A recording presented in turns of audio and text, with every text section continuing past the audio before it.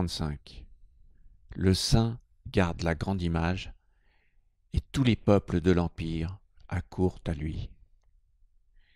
Ils accourent, et il ne leur fait point de mal. Il leur procure la paix, le calme et la quiétude. La musique et les mets exquis retiennent l'étranger qui passe. Mais lorsque le Tao sort de notre bouche, il est fade et sans saveur. On le regarde et l'on ne peut le voir. On l'écoute et l'on ne peut l'entendre. On l'emploie et l'on ne peut l'épuiser. Un signe évident quand vous êtes proche du Tao, c'est la zénitude. C'est ce sentiment apaisant que vous pouvez sentir quand vous pratiquez le yoga, le qigong, la méditation, ou même simplement de la relaxation ou contempler la nature. Il est plus difficile de s'en approcher avec nos préoccupations quotidiennes.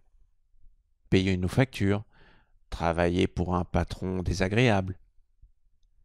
C'est possible bien sûr, mais il faut avoir travaillé beaucoup sur soi pour rester calme dans un environnement stressant. Justement, le danger quand on est proche du Tao vient, comme Lao Tzu le dit, de se laisser attirer par la musique et la nourriture. Là, on se rapproche un peu du bouddhisme, ou même des 10 commandements de l'Ancien Testament. Les désirs, les plaisirs vous éloignent de la source, vous égarent. Ce n'est pas un hasard si plusieurs civilisations arrivent à la même conclusion. Et il utilise la musique comme allégorie pour exprimer bien autre chose qui pourrait vous attirer sur une mauvaise pente. Vous savez, comme jouer du pipeau. On vous attire en imitant un chant que vous aimez.